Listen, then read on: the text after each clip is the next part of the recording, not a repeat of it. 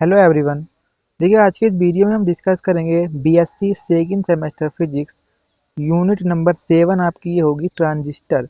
इसके most important MCQs जो previous year में आ चुके हैं और मोस्ट कॉमन एमसीक्यूज हैं उन पर हम डिस्कस करेंगे। तो मैक्सिमम एमसीक्यूज जो मैंने यहाँ पर चूज़ किए हैं वे 30 होने वाले हैं, जो कि एटलीस्ट आपको इस चैप्टर के पता होने चाहिए। उससे पहले देखिए, चैप्टर नंबर 1 से लेकर चैप्टर नंबर 7 तक जितने भी चैप्टर हैं उन सब के एमसीक्यूज मैंने ऑलरेडी कवर कर लिए हैं। तो आप डिस्क्रिप्शन में जाकर पहले उन चैप्टर्स के एमसीक्यूज को देख सकते हैं। तो चलिए मैं इस चैप्टर को यहाँ पर शुरू करता हूँ। देखिए, सबसे पहला इसमें प्रश्न है, उभयनिष्ठ उत्सर्जक में धारा प्रवर्धन गुणांक होता है। उभयनिष्ठ उत्सर्जक में धारा प्रवर्धन गुणांक होता है। तो ये एक सूत्र होता है, beta is equal to alpha upon 1 minus alpha. तो ये धारा प्रवर्धन गुणांक होता है। तो ऑप्शन नंबर ए यहाँ पर करेक्ट होगा। क्वेश्चन नंबर 2 हमको दिया गया है, ट्रांजिस्टर क्षरण धारा कितने प्रकार की होती है। तो ट्रांजिस्टर क्षरण धारा 2 प्रकार की होती है। एक को हम कहते हैं ICBO, एक हमारी होती है ICEO। ICBO क्या होता है, ये हमारा होता है reverse leakage current between collector and base while emitter is open. और ICEO हमारा क्या होता है, reverse leakage current between collector and emitter while base is open. तो यहाँ पर मैंने हिंदी में भी इसकी फुल फॉर्म बताई है, जो कि है संग्राहक से आधार क्षरण धारा। ये हमारा ICBO होता है। और ICEO हमारा होता है संग्राहक से उत्सर्जक क्षरण धारा। तो ये हमारा होता है ICEO। चलिए हम नेक्स्ट क्वेश्चन की ओर आते हैं। क्वेश्चन नंबर 3, एक ट्रांजिस्टर में उभयनिष्ठ आधार विन्यास में अग्रधारा प्रवर्धन यानी कि अल्फा 0.98 है। तो उभयनिष्ठ उत्सर्जक विन्यास में धारा लाभ की गणना कीजिए।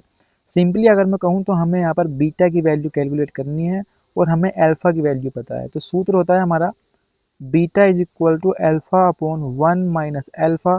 The value of alpha is 0.98 upon 1 minus alpha. तो इसको हम 1 में से घटाएंगे तो ये बचेगा 0.02 यहाँ पर ये बचेगा।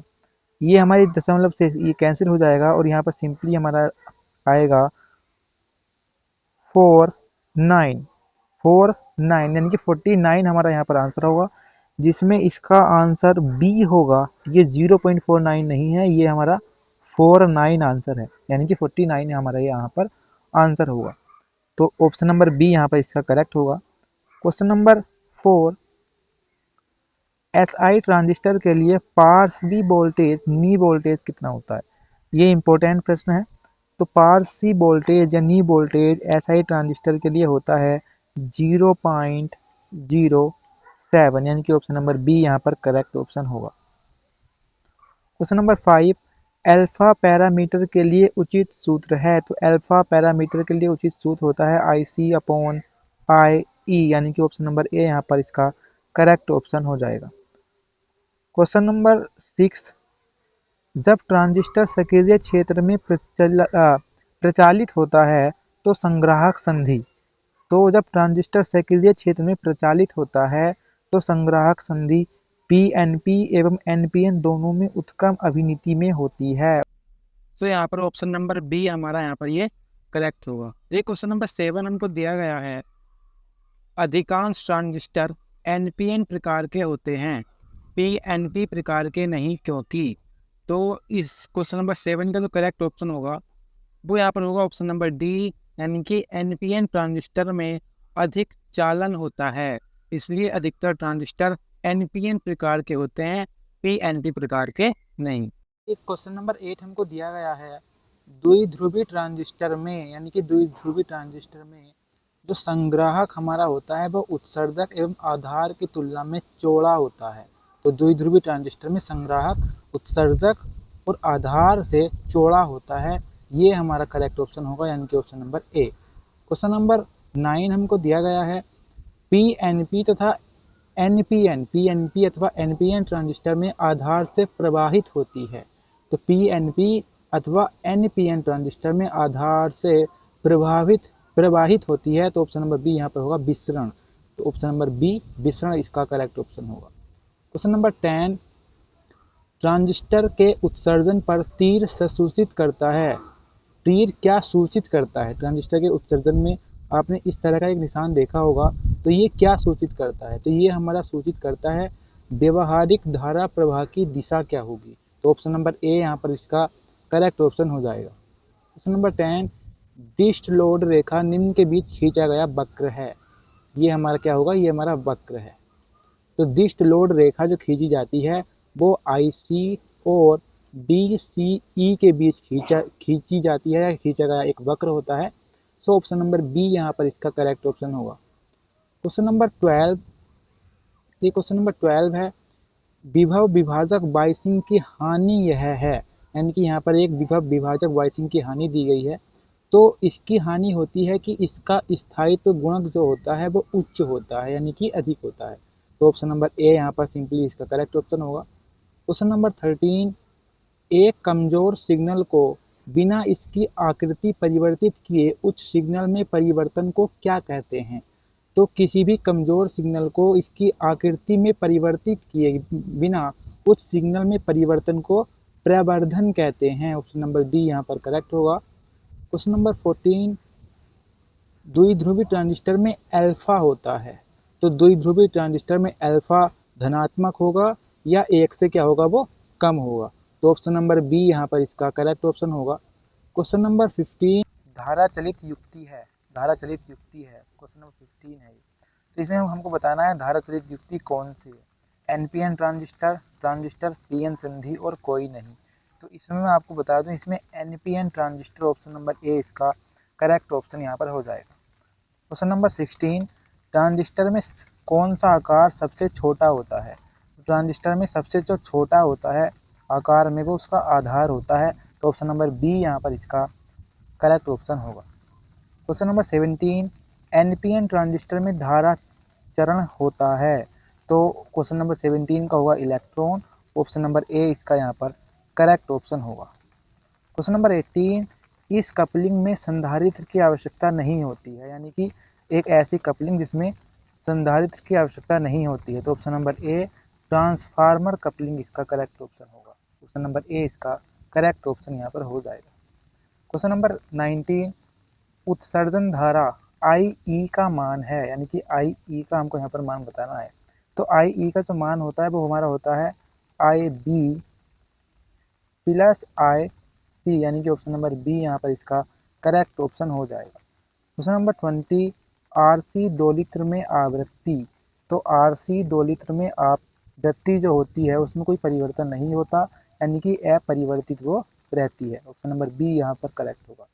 क्वेश्चन नंबर 21, CB प्रवर्धक में निवेश परिपथ है। तो CB प्रवर्धक में निवेश परिपथ जो होता है वो होता है उत्सर्जक आधार परिपथ। वो हमारा होता है उत्सर्जक आधार परिपथ। ऑप्शन नंबर बी यहाँ पर करेक्ट होगा। क्वेश्चन नंबर 22, CE प्रवर्धक में निवेश तथा निर्गत सिग्नल होते हैं। तो CE प्रवर्धक में निवेश तथा निर्गत सिग्नल समान कला में होते हैं। ये हमारे समान कला में होते हैं। तो ऑप्शन नंबर ए यहाँ पर करेक्ट ऑप्शन होगा। करेक्ट ऑप्शन होगा। क्वेश्चन नंबर 23, CE प्रवर्धक में निवेश तथा निर्गत सिग्नल होते हैं। तो CE प्रवर्धक में निवेश तथा निर्गत सिग्नल विपरीत होते हैं। ऑप्शन नंबर बी इसका करेक्ट ऑप्शन यहाँ पर हो जाएगा। क्वेश्चन नंबर 24, CB प्रवर्धक की तुलना में CE प्रवर्धक का धारा लाभ अधिक होता है। तो CB प्रवर्धक की तुलना में CE जो प्रवर्धक होगा उसका जो धारा लाभ होता है वो अधिक होता है। ऑप्शन नंबर ए करेक्ट होगा। क्वेश्चन नंबर 25, वर्ग ए ट्रांजिस्टर की अधिकतम शक्ति प्रवर्धक क्षमता होती है। तो जो भी वर्ग ए ट्रांजिस्टर के जितने भी वर्ग ए ट्रांजिस्टर की जो अधिकतम शक्ति प्रवर्धक क्षमता होती है वो 25% यानी कि 25% होती है। ऑप्शन नंबर ए करेक्ट होगा। क्वेश्चन नंबर 26, प्रवर्धक में गुणात्मक पुनर्निवेश बढ़ाता है। तो प्रवर्धक में गुणात्मक पुनर्निवेश बैंड चौड़ाई को बढ़ाता है। ऑप्शन नंबर बी यहाँ पर करेक्ट होगा। क्वेश्चन नंबर 27, RC युग्मित प्रवर्धक का वोल्टेज लाभ कम होता है। तो जो RC युग्मित वोल्टेज होता है RC युग्मित प्रवर्धक होता है उसका वोल्टेज लाभ निम्न तथा उच्च आवृत्तियों पर कम होता है। ऑप्शन नंबर डी यहाँ पर करेक्ट होगा।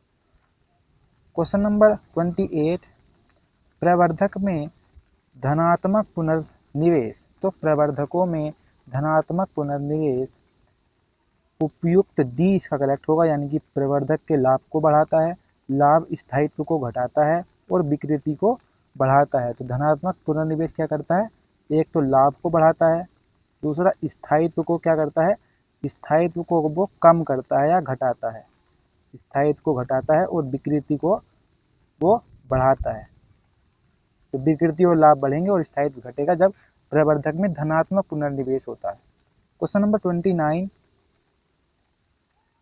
29 है, जब निर्गत सिग्नल का कुछ भाग निवेश परिपथ में समान कला में पुनर्निवेशित किया जाता है तो इसे क्या कहते हैं। तो इसको हम धनात्मक पुनर्निवेश कहते हैं, जब निर्गत सिग्नल का कुछ भाग निवेश परिपथ में समान कला में पुनर्निवेशित किया जाए तो ये धनात्मक पुनर्निवेश कहलाता है। देखिए क्वेश्चन नंबर 30 है, जर्मेनियम ट्रांजिस्टर निम्न में से किस ताप से ऊपर बहुत कम प्रयोग होता है। तो जर्मेनियम ट्रांजिस्टर 75 डिग्री सेंटीग्रेड से अधिक ताप पर बहुत कम प्रयोग होता है। तो ऑप्शन नंबर बी इसका करेक्ट ऑप्शन यहाँ पर हो जाएगा। तो इस प्रकार ये हमारा 7th चैप्टर था और इससे जो पहले के चैप्टर हैं, चाहे वो थर्मल फिजिक्स के हों या सेमीकंडक्टर डिवाइस के हों, वे कंप्लीट हमारे हो चुके हैं। इसके बाद हम जो इसकी लास्ट यूनिट है चैप्टर नंबर 8 उसको कंप्लीट करेंगे। तब तक के लिए thank you so much for watching this video.